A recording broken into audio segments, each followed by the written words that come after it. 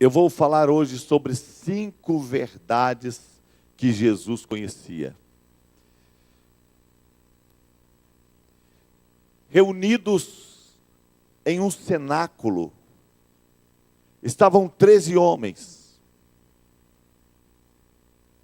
Dentre poucas horas, em poucas horas, 2 deles estariam partindo para a eternidade. Um deles sabia de tudo, o outro de nada sabia. Reunido em um cenáculo para celebrar a Páscoa, estavam 13 homens, Jesus e seus 12 discípulos. Em poucas horas teria encerrado a história de 2 deles. Em poucas horas, Jesus estaria morto.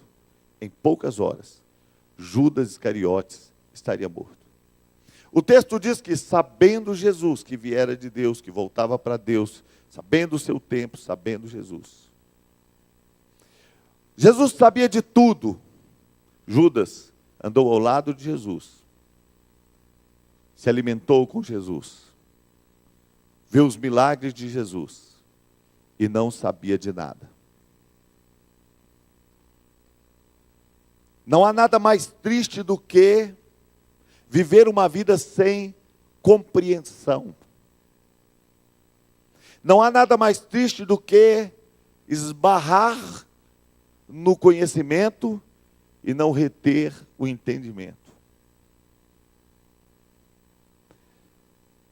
O Senhor Jesus morreu na cruz do Calvário, poucas horas depois, poucos capítulos à frente, e das palavras que disse lá, e ele disse as palavras mais profundas naquele momento, ele disse: Pai, perdoa-os porque eles não sabem o que fazem.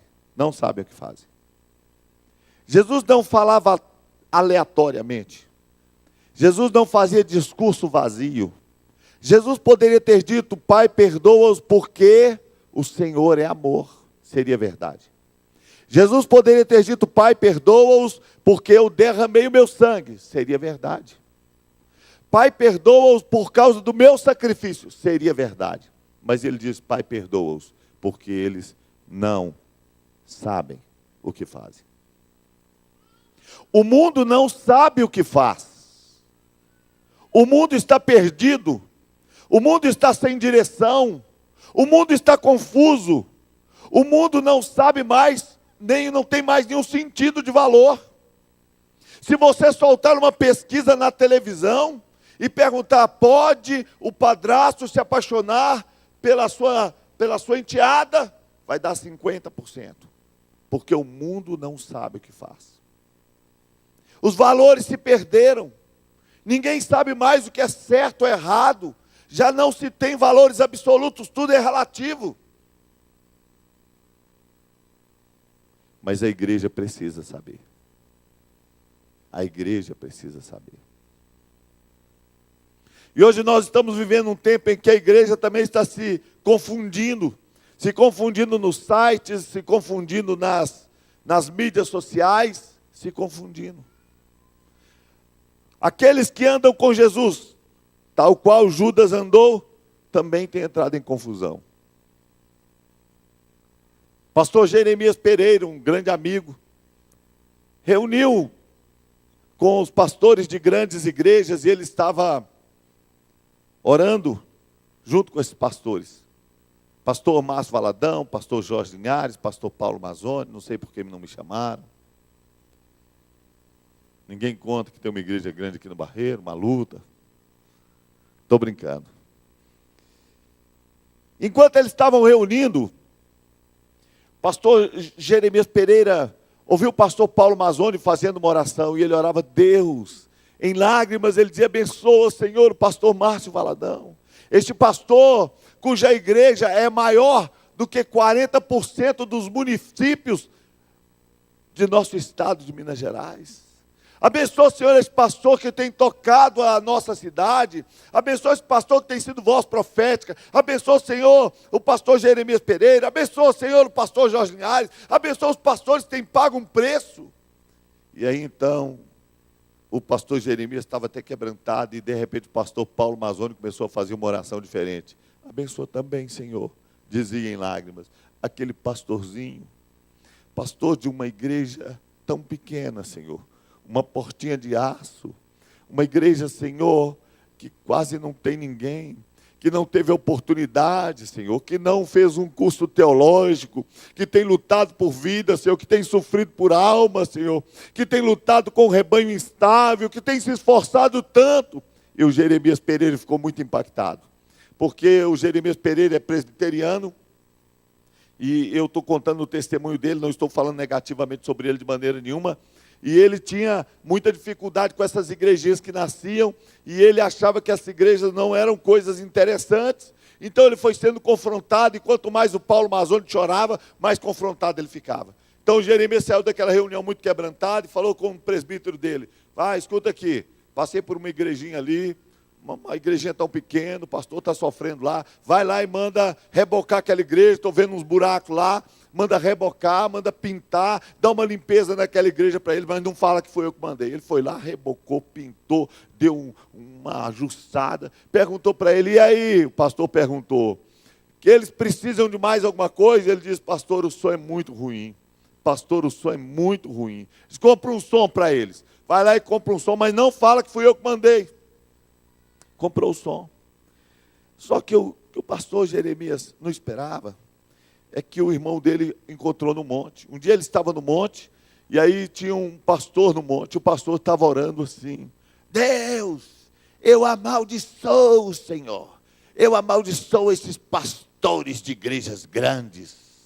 Eu amaldiçoo, Senhor, Jorge Linhares, pastorzão, igrejão, carrão. Eu amaldiçoo, Senhor, pastor Márcio Valadão. E em meia oração ele disse assim: eu amaldiçoo o pastor Jeremias Pereira. E aí o moço que estava no monte era membro da igreja do Jeremias. Foi lá perto dele e falou com ele assim: rapaz, você está amaldiçoando os homens de Deus? Você está amaldiçoando os pastores, rapaz? Você ficou doido? Disse: não, tem que amaldiçoar mesmo, pastorzão, igrejão, tem que amaldiçoar mesmo. Ele disse: você sabe quem mandou rebocar a sua igreja? Era o pastor. Sabe quem mandou rebocar e pintar a sua igreja? Não. Jeremias Pereira. Ele tomou um susto. Falou: sabe quem mandou comprar o som para a sua igreja? Não. Jeremias Pereira. E aí então ele consertou. Falou: Senhor, tira Jeremias Pereira dessa lista, Senhor.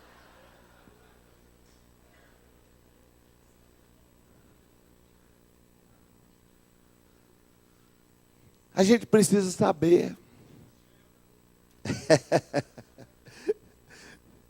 A gente precisa saber, irmãos, discernir. Porque eu ouvi uma frase que eu achei interessante. Diz que Jacó casou enganado porque era analfabeto, porque ele amava Raquel e não lia.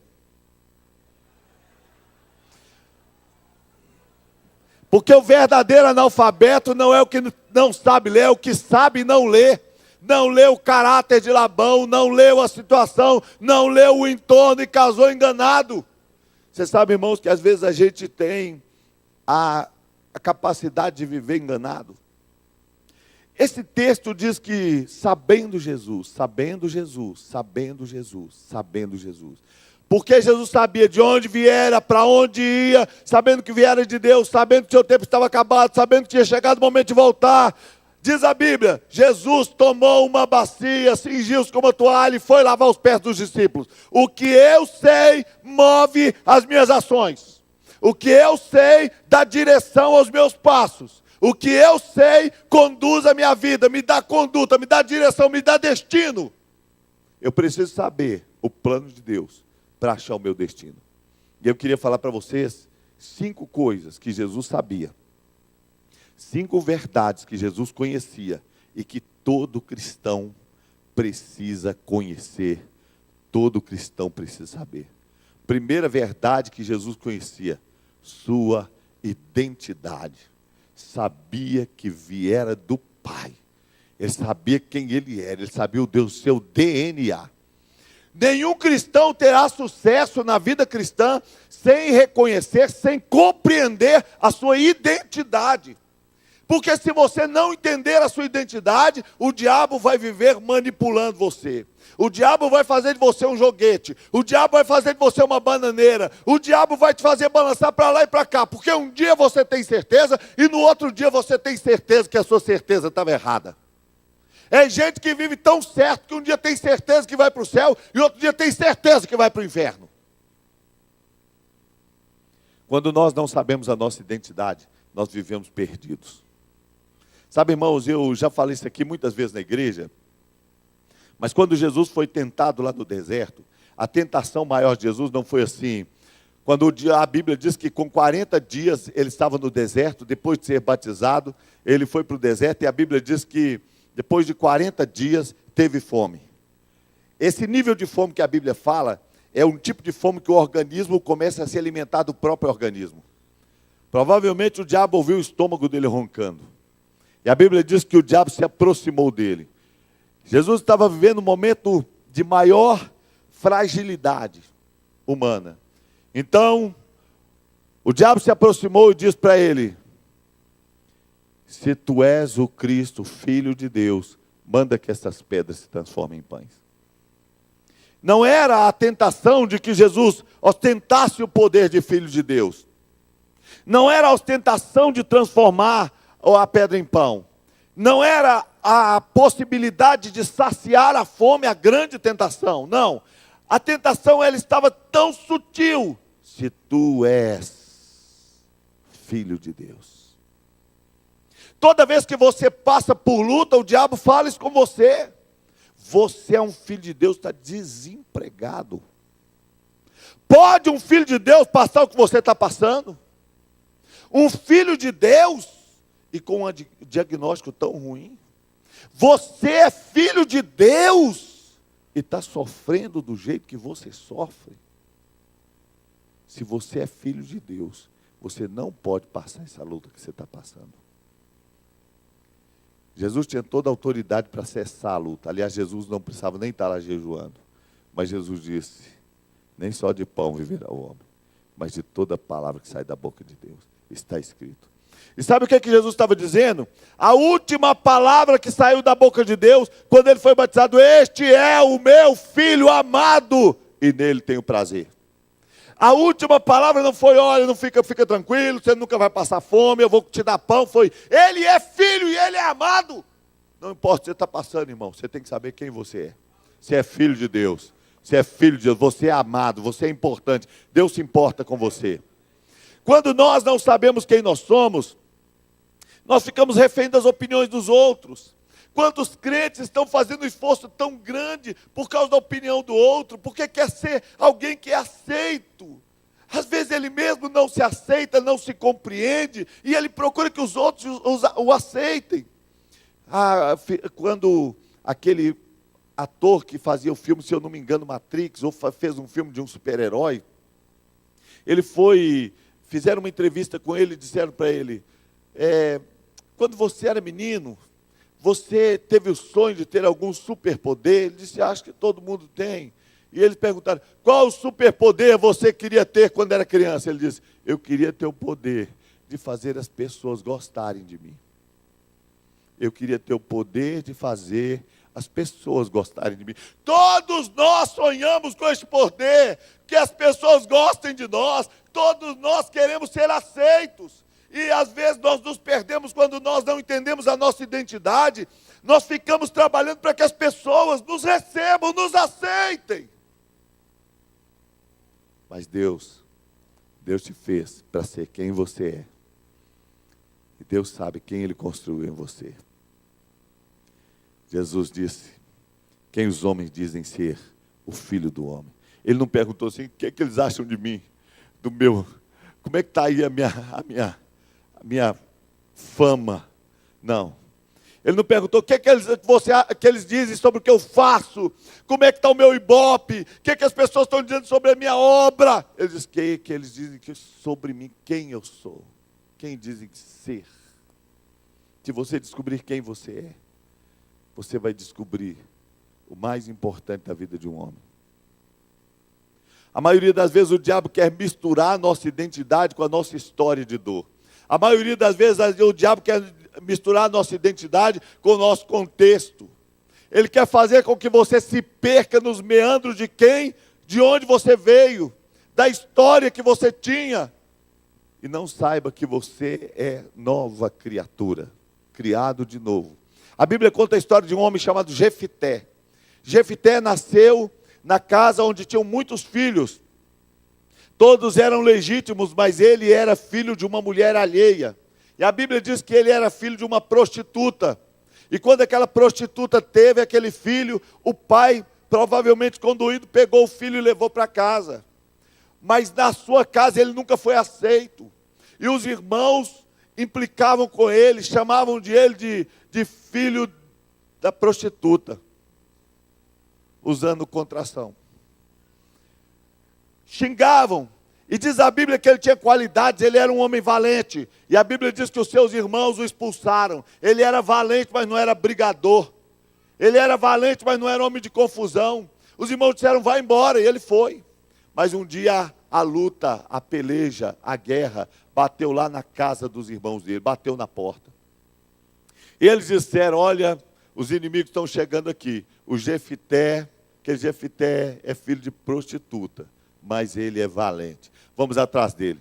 Vamos pedir a ele que venha guerrear nossa guerra. Foram até Jefité e disseram, Jefité, vem, faz a guerra por nós, você vai reinar sobre nós. Jefité falou, vocês me expulsaram, nos perdoa, Jefité, você vai reinar sobre nós.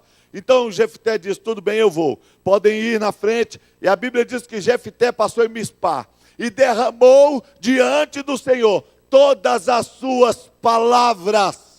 Jefité não podia alcançar o destino que Deus tinha para ele, o sonho que Deus tinha para ele, enquanto ele não se despisse daquela história, enquanto ele não se despisse daquela dor, enquanto ele não se despisse daquilo que estava pesando sobre ele, porque ele estava estigmatizado, o estigma tinha que ficar.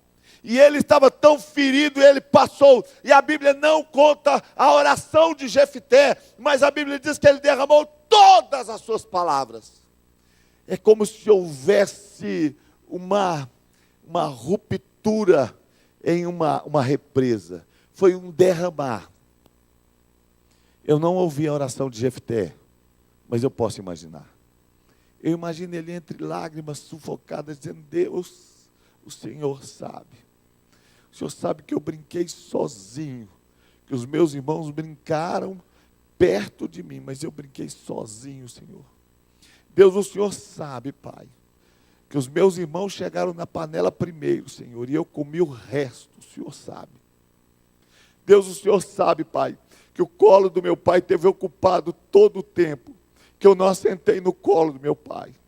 O Senhor sabe, Pai, o Senhor sabe que eu não pude correr para o abraço do meu pai, porque eu não era digno. Eu fiquei longe do abraço a vida inteira, o Senhor sabe. O Senhor sabe quantas noites eu dormi chorando. O Senhor sabe a vergonha que eu tive. O Senhor sabe o que eu carreguei sobre mim. O Senhor sabe a minha história. Senhor, eu não posso seguir em frente sem que o Senhor me cure. Preciso ser curado. Jesus veio para te livrar desse estigma. Jesus veio para te livrar dessa história doída, dessa história sofrida. Jesus veio para te livrar desse passado. Jesus veio para te livrar de viver repetindo o que era a história dos seus pais. Porque a Bíblia fala que você agora é nova criatura e tem nova identidade.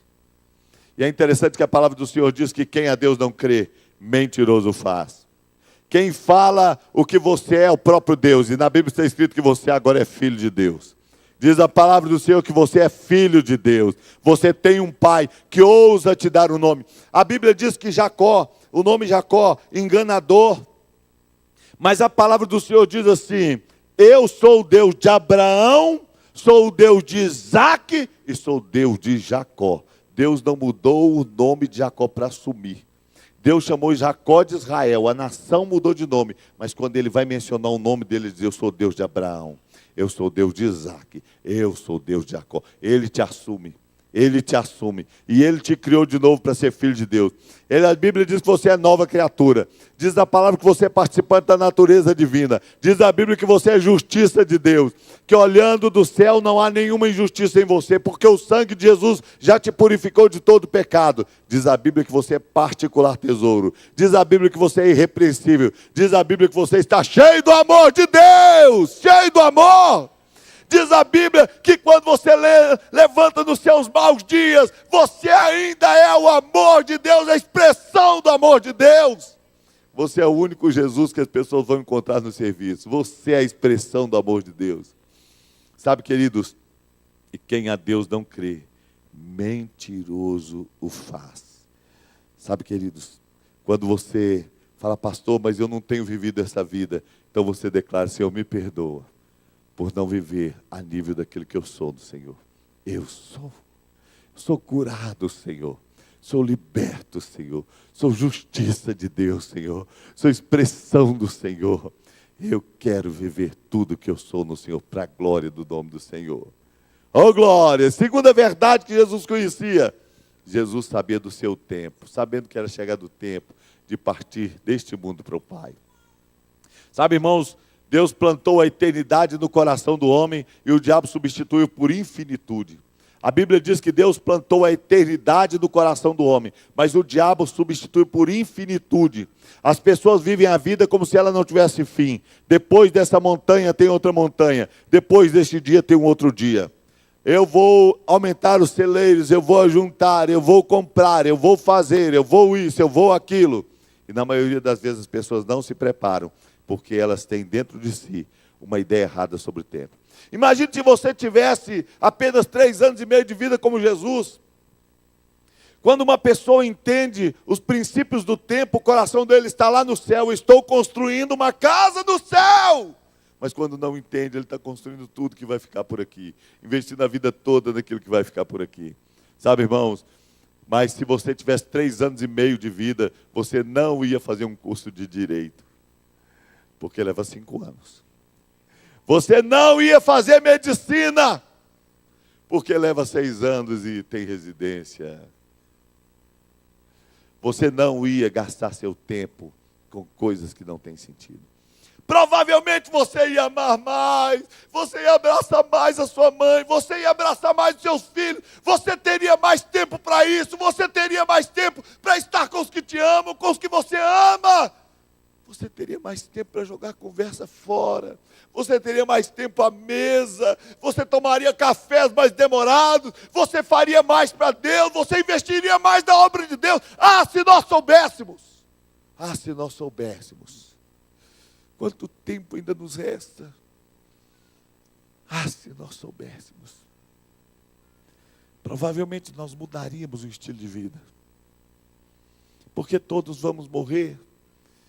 Mas nós não sabemos quem vai primeiro. Eu gostaria de ir no velório de todos vocês.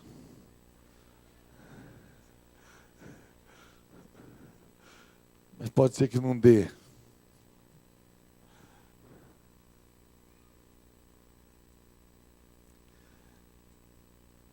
Tem 2 mentiras que o diabo conta para nós. Primeira mentira sobre o tempo que o diabo conta é que eu tenho todo o tempo do mundo, depois eu faço isso. Eu tenho todo o tempo do mundo, depois eu faço isso. E a segunda mentira que o diabo conta para nós é eu não tenho tempo. E nós, em cima dessas 2 mentiras, levamos a vida, deixando coisas importantes para trás e fazendo o que é de valor nenhum. Você não tem todo o tempo do mundo, faça o que é importante agora. E se você dizer, eu não tenho tempo porque é importante, é mentira do diabo. Porque Deus jamais faria uma agenda onde ele não fosse importante. Você está fazendo alguma coisa que Deus não te mandou fazer. Porque Deus jamais faria uma agenda onde ele não tem importância. Volte atrás e comece a fazer de novo. Porque Deus plantou a eternidade no nosso coração. Mas o diabo quer nos roubar a nossa vida toda, um dia de cada vez. O diabo quer roubar a sua vida toda, um dia de cada vez. Só hoje não, deixa para amanhã, só hoje não. E o diabo usa como estratégia te paralisar. Te paralisa na mágoa, te paralisa na tristeza, te paralisa na decepção, te paralisa na infantilidade, te paralisa nos mesmos problemas, te paralisa numa história que não avança, te paralisa na crise, e ele quer roubar a sua vida toda. Quanto tempo? Quanto tempo mais você vai sofrer? Quanto tempo mais você vai ficar algemado na mágoa? Quanto tempo mais você vai ficar ferido? Quanto tempo? Quanto tempo mais? Os médicos descobriram que o maior remédio para quem está em depressão profunda é levar para cuidar de gente que está passando luta maior do que eles. Pega o cara em depressão profunda e fala, não estou querendo nem andar. Leva ele para levar comida para quem não tem o que comer. Muitos deles são curados quando estão ajudando quem precisa mais. Às vezes estamos tão centrados em nós, e o tempo vai passando, e nós vamos sendo roubados. Vamos sendo roubados. Nós precisamos dizer que nós sabemos, na nossa história, o que nós queremos. Terceira coisa que Jesus sabia, todo cristão precisa saber. Jesus sabia da sua autoridade. Jesus sabia da sua autoridade. Sabe, irmãos, Jesus disse, toda autoridade me foi dada no céu e na terra. Portanto, ide! Ele transferiu a autoridade para mim e para você. Às vezes nós não sabemos da autoridade. O diabo fica esperando a gente falar alguma coisa que legaliza a ação dele. Ele fica esperando você dizer, eu não consigo, eu não posso. Quando você dizer eu não posso, o diabo, me dá. Pega aquela palavra sua e corre no cartório espiritual para registrar. Ele não pode, foi ele que falou. Ele falou. O diabo quer registrar toda palavra. A Bíblia diz que toda palavra frívola que sai da nossa boca, nós vamos prestar conta do dia do juízo. Para aquele sujeito não tem jeito mais não. Para ele não tem solução. Nós não sabemos. Kennedy Reagan diz que teve uma visão com Jesus. Ele estava tão empolgado e Jesus estava parado de frente dele, ensinando para ele. Mas ele diz que enquanto Jesus ensinava, tinha um demôniozinho, parecendo um macaquinho, o demônio ficava pulando, gritando.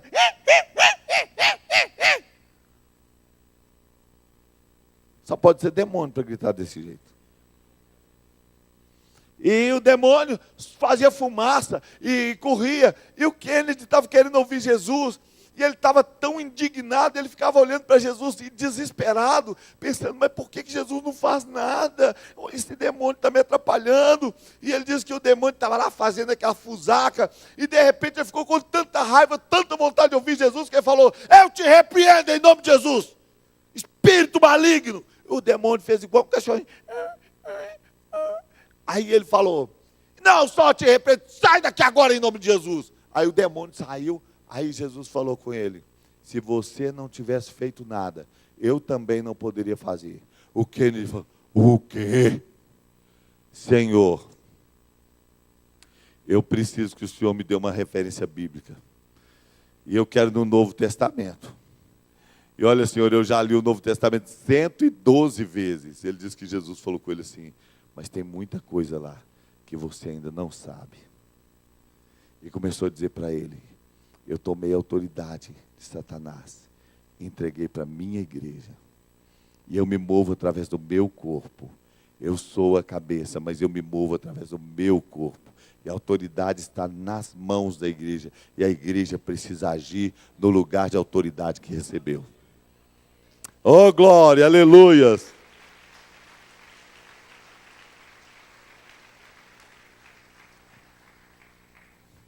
Nós precisamos entender o nível de autoridade que está nas nossas mãos.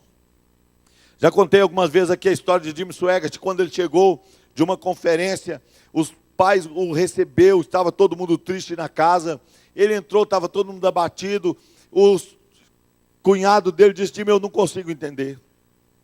Minha filha morreu afogada há 2 anos atrás, ela tinha 2 anos quando faleceu. A minha empresa está quebrada. A irmã do Jim Swaggart tinha tido um acidente, a perna tinha sofrido muito. E agora o médico disse que ia ter que fazer mais uma cirurgia. Ele disse, Jim, eu sou um dizimista fiel. Eu não sei o que está acontecendo, eu não consigo entender. Jimmy Swaggart ficou tão sem graça, sem saber o que dizer. Fez aquela oração que a gente faz quando não sabe o que fazer. Oh Deus, oh dia, oh azar, em nome de Jesus, amém. Saiu da casa deles, entrou no carro e começou a falar com Deus. Deus, por que, Senhor? Por que, Senhor? Por quê? Deus, por quê? E depois de estar falando assim, ele disse, Deus, até quando, Senhor? Até quando o Senhor vai permitir? E aí ele disse que ouviu a voz de Deus que dizia para ele, eu é que te pergunto, até quando você vai permitir que isto continue desta maneira? Ele tomou um susto com a voz de Deus, abriu a porta do carro e entrou na casa e falou, vamos orar! É diferente quando você usa a autoridade. E quando você faz a oração como uma reza, quando você faz a oração, mas você não dá sentido para ela, você não acredita nela. Mas quando você sabe a autoridade que você tem, e você usa a sua autoridade, os milagres começam a acontecer. E a história daquela família mudou para a glória do nome do Senhor. Todos nós devemos saber que estamos vestidos de autoridade e que Deus quer nos usar. A Bíblia diz que nós temos que dizer ao monte, arranca-te daqui, lança-te no mar. E assim será se nós não duvidarmos do nosso coração. A autoridade está em nós e nós exercemos essa autoridade por meio da fé. Apenas creia que Deus está te usando. Apenas creia que a palavra vai sair da sua boca e vai se cumprir. Seja ousado, porque nós somos homens e mulheres de fé. O que nós precisamos é ousadia. E declare ousadamente a palavra do Senhor e vai se cumprir para a glória do nome do Senhor. Você já foi expulsar demônio? Você vai expulsar demônio, sabe a primeira coisa que ele diz? Você sabe quem está aqui. Está um rádio enguiçado.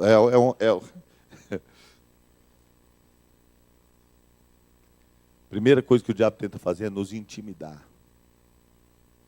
Mas quando você diz, não sei, não quero saber, mas eu sei quem te derrotou na cruz do Calvário. Eu sei que eu estou vestido de autoridade. Eu sei que os anjos do Senhor estão neste lugar. Eu sei que os milagres estão acontecendo aqui. E agora vai saindo em nome de Jesus. O demônio sai imediatamente. Mas quando a gente fala assim, quem? Aí fala, o grandão. Eu vou chamar meu pastor. Até para expulsar demônio a gente tem que saber, irmãos. A irmã estava expulsando o demônio e falou com ele, demônio, sai. O demônio não queria sair, falou, demônio, por favor. A outra falou com ele, demônio, me respeita, que eu tenho idade para ser sua mãe.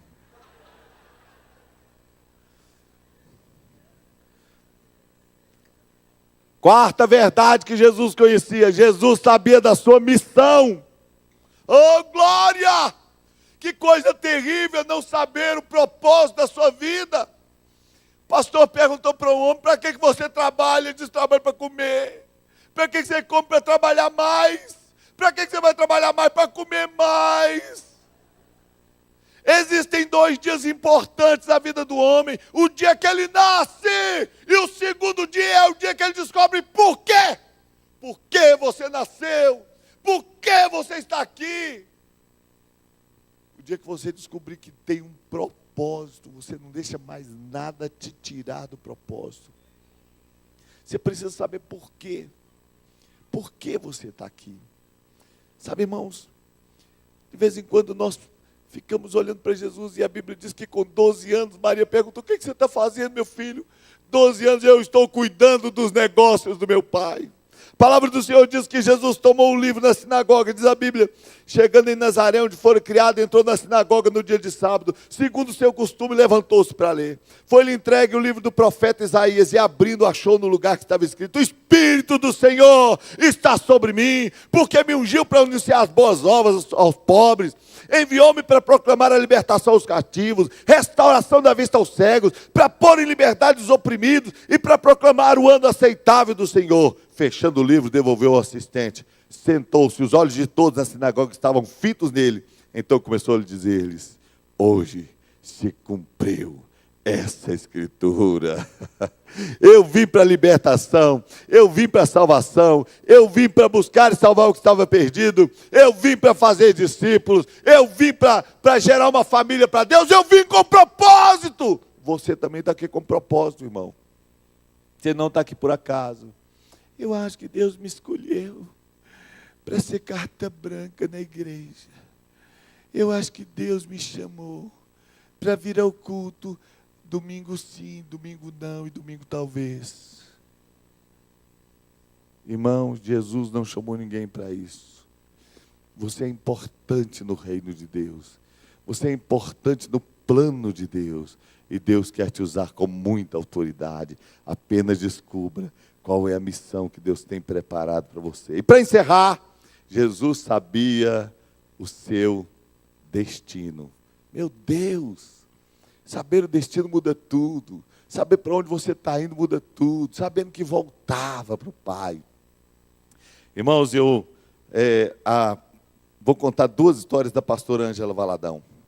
Primeira história, ela estava com um terreno num lugar lindo, maravilhoso, para construir uma casa.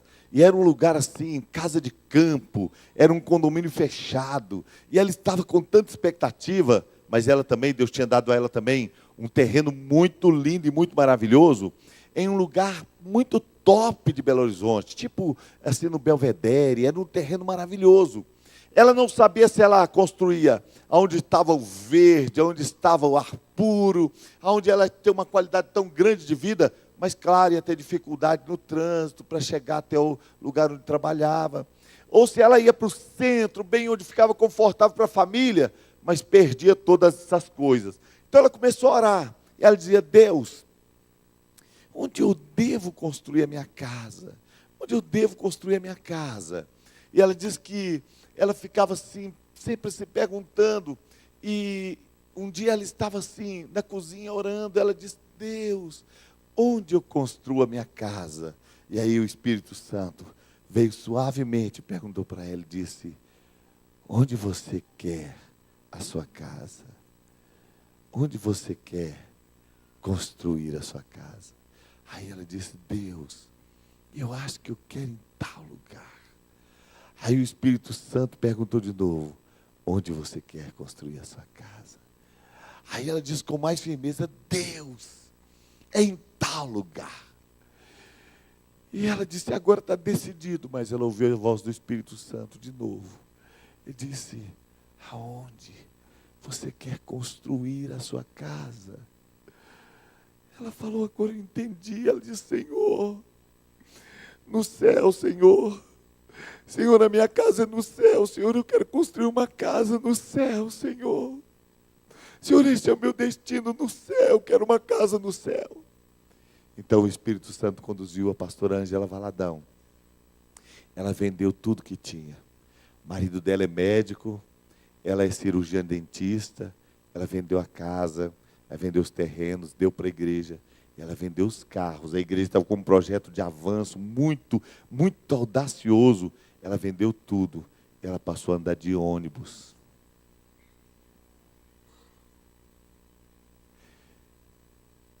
Um dia, quando você estiver à toa, lá nas ruas de Ouro, procura o endereço dela e vai olhar. Um dia, quando você estiver pisando nas ruas de Ouro, procura o endereço dessa mulher e vá conferir o material que ela mandou para a casa dela no céu. Aonde? Aleluia, glória a Deus.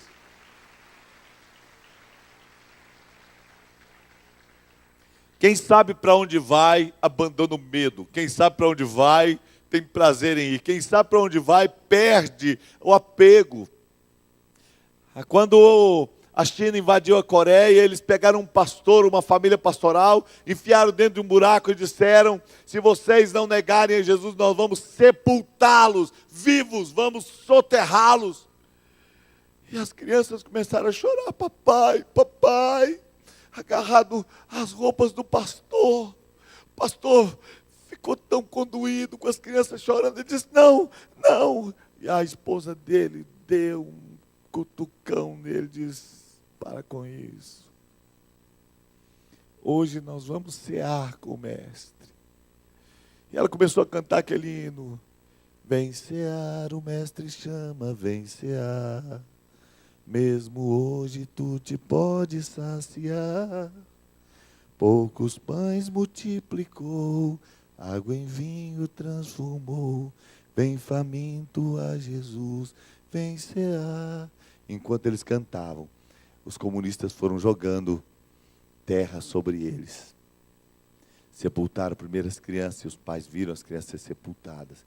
Depois a esposa, e por fim o pastor. Mas naquele lugar onde eles acharam que estavam sepultando o Evangelho, muitas pessoas se converteram ao Senhor. E hoje na igreja da Coreia, na igreja do pastor Paul Yong-Chu, muitos coreanos contam que naquele dia, ouvindo aquela canção, eles assistiram o melhor culto, o maior culto da história deles. E eles se renderam ao Senhor. Imagine como essa família foi recebida no céu. Quando o pai da Ângela Valadão morreu, pastor, um sapateiro, ele estava morrendo e ele disse: eu estou vendo os anjos, eles estão vindo me buscar. Os filhos caíram sobre o peito dele e disseram: papai, não vá. E ele começou a dizer: deixem-me ir, eu estou preparado. Ângela Valadão, naquela época, com 15, 16 anos, disse: Senhor, eu não estou preparada. Naquele dia ela entregou a vida a Jesus. Ela estava na igreja, ela conhecia o Evangelho, mas ela só tinha uma religião. Quando Jesus veio, ele não veio trazer religião, ele veio trazer vida. Jesus não é evangélico, Jesus não é batista. Ele está acima das religiões, ele é Deus Todo-Poderoso. Eu vou encerrar essa mensagem contando a história que eu já contei em alguns velórios, a história do bobo da corte. Era um sujeito muito bobo e muito engraçado. E o rei gostava demais dele. Ele era tão engraçado que sempre que o rei estava nervoso, mandava chamar o bobo da corte. Quando o rei estava triste, mandava chamar o bobo da corte. E às vezes, até quando ele estava nervoso, o bobo conseguia dar um jeitinho. E o rei falou com ele: olha, você para mim é o sujeito, é o homem mais bobo da terra. Eu vou te dar essa varinha de ouro. E se você encontrar algum dia alguém mais bobo do que você pode dar essa varinha para ele. O bobo da corte ficou com a varinha a vida inteira. Nunca achou ninguém mais bobo do que ele. Um dia o rei já estava velho, o bobo também. E o rei chamou o bobo da corte. Ele estava muito doente. E ele começou a chorar. Disse para ele: meu amigo, desta vez nem você pode me alegrar. O bobo da corte também estava chorando. Ele disse: meu amigo, eu vou fazer uma longa viagem, para a qual eu não estou preparado. O bobo da corte, mais que depressa, puxou a varinha de ouro e falou: toma, rei. Se você vai fazer essa viagem para a eternidade, e não se preparou, você é mais bobo do que eu.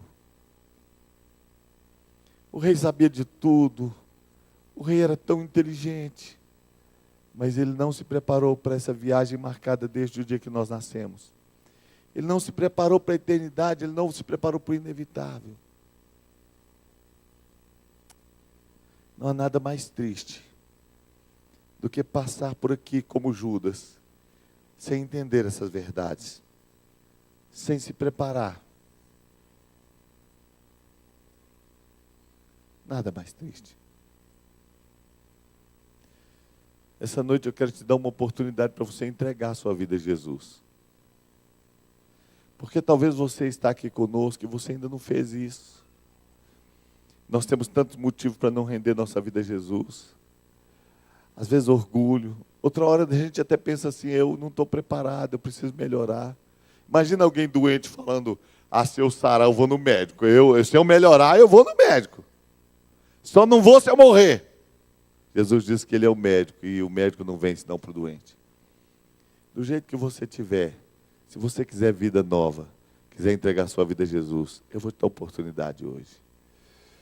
Mas para você entregar sua vida a Jesus, eu vou fazer uma oração com você. Eu vou orar e toda a igreja vai orar junto para você ficar sem constrangimento, porque a gente gosta de aceitar Jesus. Essa oração não tem valor nenhum até o final. Quando chegar no final, fala assim: quem fez essa oração com sinceridade e realmente quer entregar a vida a Jesus, confirma a sua oração dizendo fortemente amém. Aí todo mundo vai dizer amém, você mistura no meio e diz amém também. Mas se você não quiser dizer amém, você não precisa. Não é obrigado. Mas eu queria que você orasse. Se você concordar com essa oração, você diz amém. Se você não concordar, não diz. É fácil assim. Feche os seus olhos. 13 homens daquele cenáculo. Dentro de poucas horas, 2 estariam mortos. 2 estariam mortos. Um deles sabia de tudo. O outro não quis saber. Não se importou em saber. O outro não sabia de nada. Fale assim comigo, todos juntos digam: Senhor Jesus. Parece que algumas pessoas não disseram, eu vou dar oportunidade de novo, tá bom? Vamos todos fazer essa oração, diga: Senhor Jesus, eu reconheço que sou pecador e que sem Ti, Senhor, eu não posso chegar aos céus. Tu sabes, Senhor, que eu sempre Te amei. Tu sabes, Senhor, que eu me importo contigo. Mas dentro do meu coração, eu sinto um vazio. Não tenho certeza de salvação. Tenho medo de morrer, Senhor. Hoje eu ouvi a Tua palavra. Eu descobri que o Senhor morreu a minha morte. E que eu não preciso mais ter medo. Porque o Senhor veio me dar vida. E eu quero hoje, Senhor, entregar a minha vida totalmente ao Senhor. De hoje em diante, Tu és o meu Deus, Tu és o meu Senhor, e eu vou viver de acordo com a Bíblia, a Tua palavra. Eu creio nisso, em nome de Jesus. Todos que fizeram essa oração com sinceridade, que fizeram de coração, que de verdade querem entregar a vida a Jesus, que querem entregar totalmente a sua vida ao Senhor, confirme a sua oração dizendo fortemente: amém, Senhor.